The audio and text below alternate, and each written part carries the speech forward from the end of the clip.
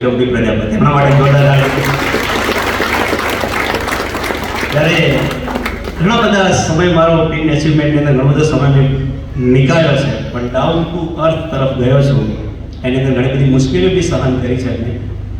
પણ દોસ્તો આજથી 6.5 વર્ષ પહેલાં જ્યારે મેં ઇન્ડસ્ટ્રીની અંદર શરૂઆત કરી, જ્યારે વિરમભાઈનો મને એક કોલ આવ્યો હતો કે દશરથજી એક best of the best opportunity છે, સિર્ફ એને જોવાની છે, અને જોવાથી કદાચ તમને લાઇટ થાય અને ઇન્ડસ્ટ્રી સમજણમાં આવે તો તમે ઇન્ડસ્ટ્રીની અંદર કેરિયર બનાવી શકો.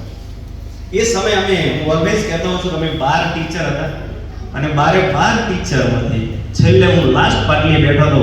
ભણવામાં ક્યારે લાસ્ટ પાટલીએ નથી બેઠો, પણ જ્યારે ઓપોર્ચ્યુનિટી જોવા માટે ગયો ત્યારે છેલ્લી પાટલી ઉપર બેઠો હતો ત્યારે મને એમ થયું કે આ ઇન્ડસ્ટ્રી છે, જન્મ મારા માટે લીધો છે.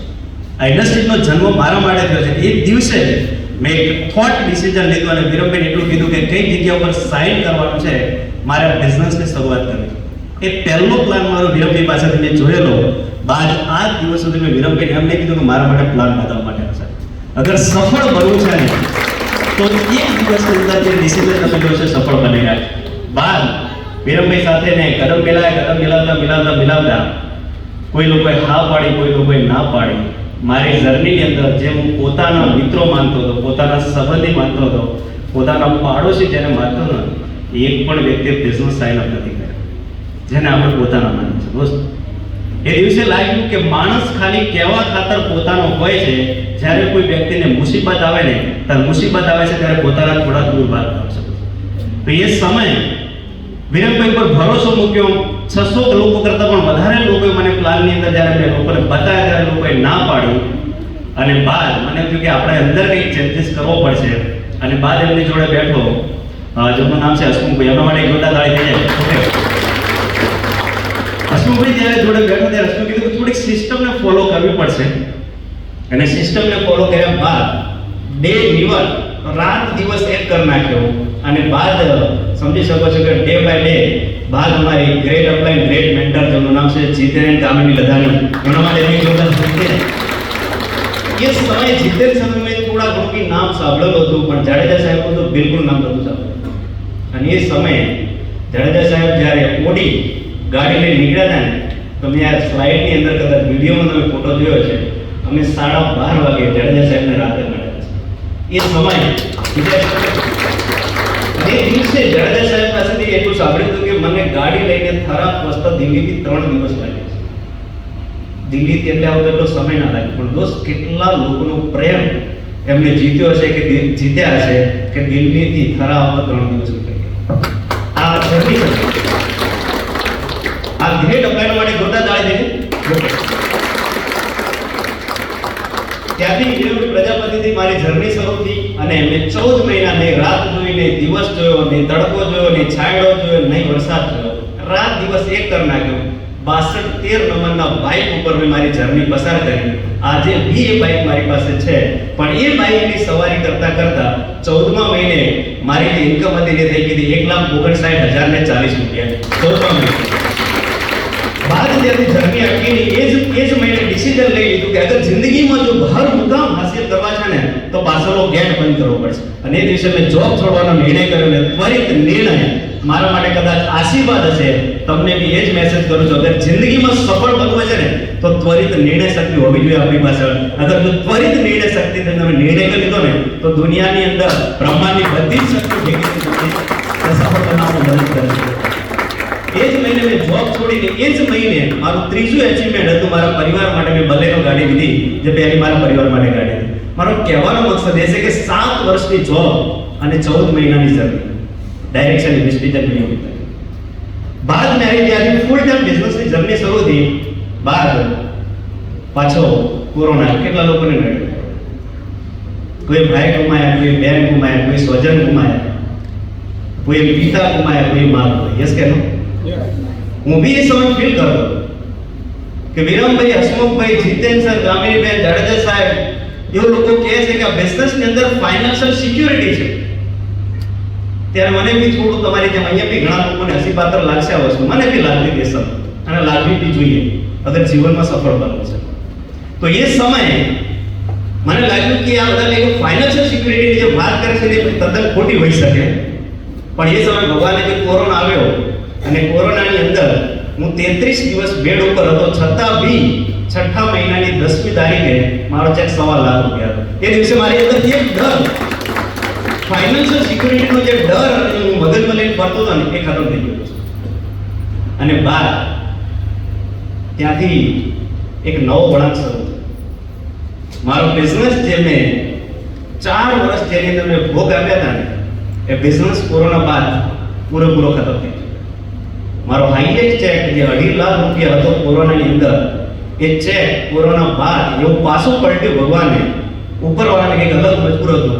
અને હું તો હંમેશા ઓલવેઝ માનું છું કે ઉપરવાળો જ્યારે મુશ્કેલી આપે છે ને, એ મુશ્કેલી દરેક માણસને મજબૂત બનવા માટે હોય છે.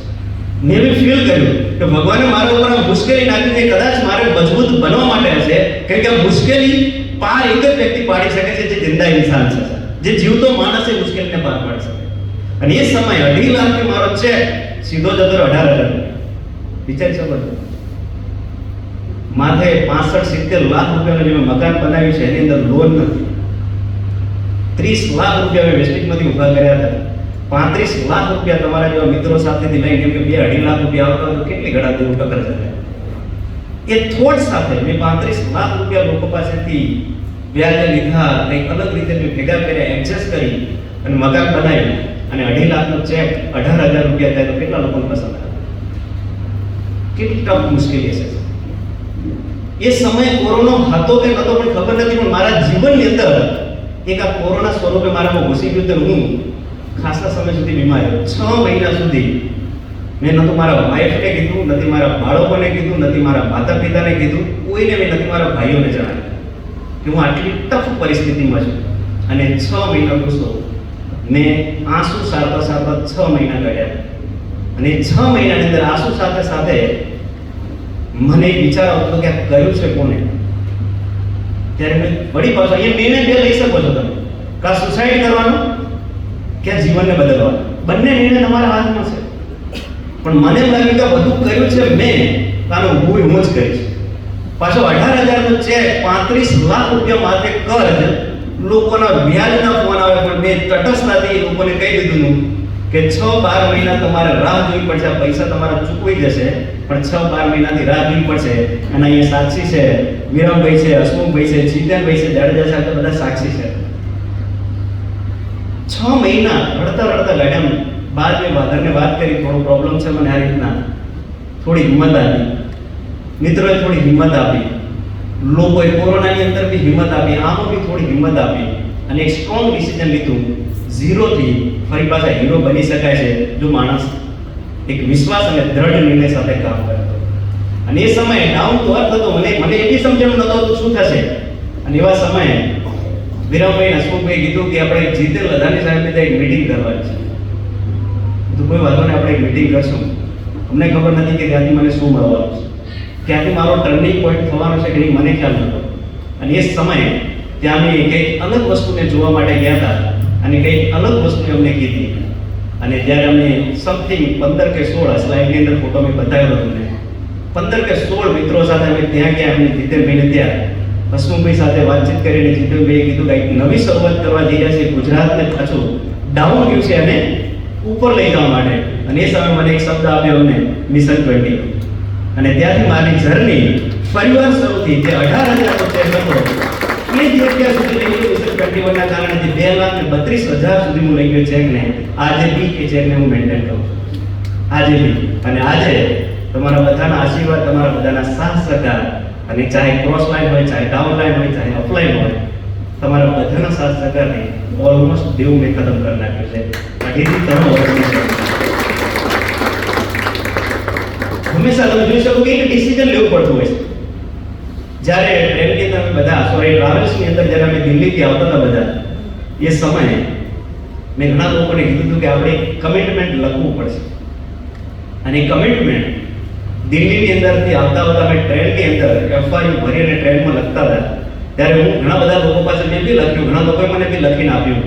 અને મેં મારી અપ્લાયને મેં લખીને આપ્યું, વિરોધી પ્રજાપતિ હું 90 ડેની અંદર ડીસીડી પૂરું કરીશ. ઘરે આવ્યો સાંજે 7 વાગે, એફઆઈયુ ખતમ કરી અને 7 વાગે ઘરે આવ્યો ત્યારે ઓલમોસ્ટ 19 તારીખ થઈ ચૂકી હતી. કોઈ નિર્ણય નહોતો ડીસીડી પૂરું કરવાનો. પણ 19 તારીખની રાત્રે મનની અંદર કંઈક વિચાર આવ્યો અને મેં જીતેનભાઈને ફોન કર્યો, લગભગ સમથિંગ 11, 11:30 રાતના. કીધું મને ઊંઘ આવતી નથી, મારે ડીસીડી આ મહિને જ ખતમ કરવું છે. બહાર મને એમને એક થોટ પોઝિશન, એક નિર્ણય કરવાની એક તાકાત આપી એમને કે જે કામ જો અડધી રાતે થોટ નિર્ણય આવતો હોય તો એક કામ 100% થઈ શકે છે. અને એ દિવસે સવારમાં મોર્નિંગના 20 તારીખે જાગ્યો અને જો ભાગવાનું ચાલુ કર્યું, 27 તારીખે યાની કે ઓલમોસ્ટ 8 થી 9 દિવસની અંદર મેં યુસીડીથી સીધું ડીસીડી બ્રેક કર્યું. 9 દિવસની અંદર. તો કહેવાનો મતલબ એ છે કે અગર તમે કોઈ નિર્ણય કરો છો ને તો દુનિયાની અંદર, બ્રહ્માંડની અંદર જેટલી બી તાકતી છે ને એ બધી તમને મદદરૂપ થવા માટે તૈયાર છે. પણ લાસ્ટ ડે સુધી લડવાની તમારી હિંમત હોવી જોઈએ. અગર જો તમે લાસ્ટ દિવસ સુધી, લાસ્ટ દિવસના કલાક સુધી જો તમે લડો છો ને તો બધી શક્તિઓ ભેગી કરીને તમે બી બ્રાન્ડની યુસીડી કે ડીસીડી થઈને અહીંયા પહોંચી શકો છો. ઓકે, આ જર્ની છે. ઘણી વાર અમે વાત કરતા હોય છે કે લોકો કહે છે કે આ બિઝનેસમાં તમે આટલા ફાસ્ટ સફળ થવાનું કારણ શું છે? ફાસ્ટ સફળ થવાનું જો કોઈ કારણ હોય તો ડ્રીમ છે. બાય ડિફોલ્ટ આ બધી પીચ છે, bronze, silver, gold, star, diamond, crown, UCD, DCD, DUCD, આ તો બાય ડિફોલ્ટ તમારા જીવનમાં આવી જશે. અગર તમારી પાસે સ્ટ્રોંગ બર્નિંગ ડિઝાયર તમારી પાસે હશે, તમારી પાસે ડ્રીમ હશે. ઓકે, અને ડ્રીમ વાળો વ્યક્તિ જીવનની અંદર ક્યારે આવે? ઘણા બધા લોકોને પ્રસંગ છે, ઘણા બધા લોકોને હશે લગન. મારી બી ગાડી પાછળ જો બંને જગ્યાએ સ્ટીકર મારેલો છે, બરોબર નહીં આવેલો છે. મતલબ શું છે? જીવનની અંદર સફળ બનવા માટે દોસ્તો ત્યાગ માંગે છે. ત્યાગ વગર જિંદગી ક્યારે સફળ નહીં બની શકતી. હંમેશા જીવનમાં સફળ બનવું તો ત્યાગ કરવો પડશે. ઓલમોસ્ટ ઘણી જગ્યાએ પ્રસંગ હતા પણ ત્યાગ કર્યો છે ત્યારે આ જગ્યા ઉપર દોસ્ત આજે બી એ ત્યાગ અને સમર્પણની ભાવનાથી મેં કામ કર્યા છે. આ પિન મેં એટલા માટે અચીવમેન્ટ કરી કે જેટલા લોકો પાસે મેં કમિટમેન્ટ લીધા હતા એ લોકોને ક્યારે મનની અંદર ભેમ ના રહેવી જોઈએ કે અગર સાહેબ લખી નહીં આવતા અને અમે લખીને આપવું રહેશે તો પહેલા હું કેમ ના કરી શકું. અને આ થોટ તમે તમારી ટીમની અંદર ડેવલપ કરી લીધી કે જે કામ કરવામાં આવે એ પહેલા હું કરીશ. દોસ્તો ટીમ આપોમેન્ટ કામ કરવાની શરૂઆત કરી દે. ક્યારે પોસિબલ નથી એવું કે ના કરી શકે. એને આપણો કરવો જોઈએ. ઓકે, ઘણું બધું શીખ્યો છું જીતેન સર જોડે, હસમુખભાઈ જોડે. રાત દિવસ 12 વાગ્યા સુધી મેં હસમુખભાઈને હેરાન કરેલા છે રાત્રે. ફૂડ સપ્લિમેન્ટનું નોલેજ આજે બી દોસ્ત અગર તમારી પાસે સપનાઓ છે ને તો પ્રેમ, આ બધી વસ્તુ તો સાહેબ સ્તપ મળી જશે.